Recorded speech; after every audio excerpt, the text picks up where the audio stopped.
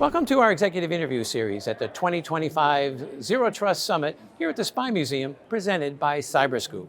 I'm Wyatt Cash, and we're here with Colonel Gary Kipe, Chief of Staff at Zero Trust Portfolio Management Office at the Department of Defense. Colonel Kipe, thank you so much for joining us. Very glad to be here, thanks. Let me start by asking, from your perspective, what are the biggest technical challenges right now that the agencies that you're supporting are facing in trying to meet a zero trust environment? Yeah, so one of the most enduring technical challenge we have is the problem of the sort of ubiquitous legacy systems that we keep bumping into. These are inherently integration nightmares because they create data silos that result in significant security gaps. What we're finding across the department is components have these legacy systems that aren't interoperable with zero trust principles. They don't have zero trust architecture or framework capabilities. And much of their data is siloed into places where we can't necessarily access or reach or apply cybersecurity. So what ends up happening then is that that data siloed within that legacy system then creates a security risk and vulnerability for the entire system and then everything that system is supporting. The problem really is we're using old technology and trying to integrate it into a modern framework so we can fight a future war. It's very expensive, it's very difficult to root out, but it's a problem that we're gonna have to solve, because if we can't figure out how to resolve the legacy system problem, then it's just a matter of cyber security principles. Everything's gonna reduce to the lowest common denominator. So we're gonna be stuck with fighting tomorrow's war with yesterday's technology, which is not an advantageous place to be. Yeah. And then from an operational standpoint, so what do you see as some of the parallel operational challenges at the same time to reach a zero trust environment? So they begin as technical challenges regarding ICAM and data tagging and labeling, and then they have operational implications.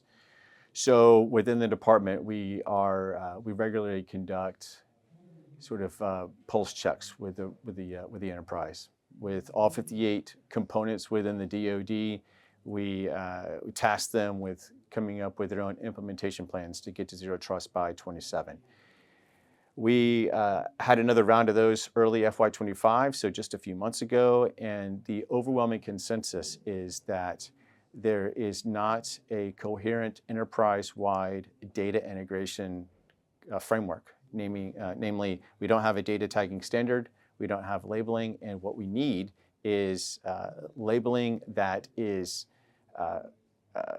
consistent across various data systems so that we have an integrated approach to sharing data and using one another's data and maintaining its confidentiality, integrity, and availability. We don't have that. And until we have that, it's going to be very difficult to achieve zero trust by 27. So the enterprise has reached back out to us and let us know that tagging is one problem, and then also a federated ICAM solution. If we can't validate people's credentials, either the individual or their device, then again, zero trust is at risk, because it's really predicated on being able to continuously monitor and vet user and devices' identity and access management. And then lastly, so what are some of the things in the pipeline that you and your team are working on to try to address some of those challenges? Very good. So the problems are myriad, but we have a lot of great teams and a lot of great people with a lot of terrific energy and a sense of unity of effort to get to a common end. So a couple of things. We have a number of proofs of concept. In fact, we have 18 that we're working on this calendar year to help resolve zero trust in both the IT and OT and weapon systems domains, because it is going to be an integrated approach.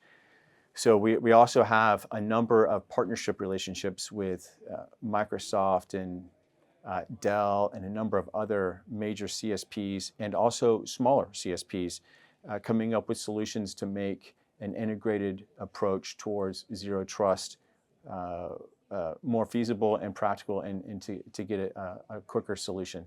So right now we have strong partnerships with industry, and we have active proofs of concept that we're developing right now.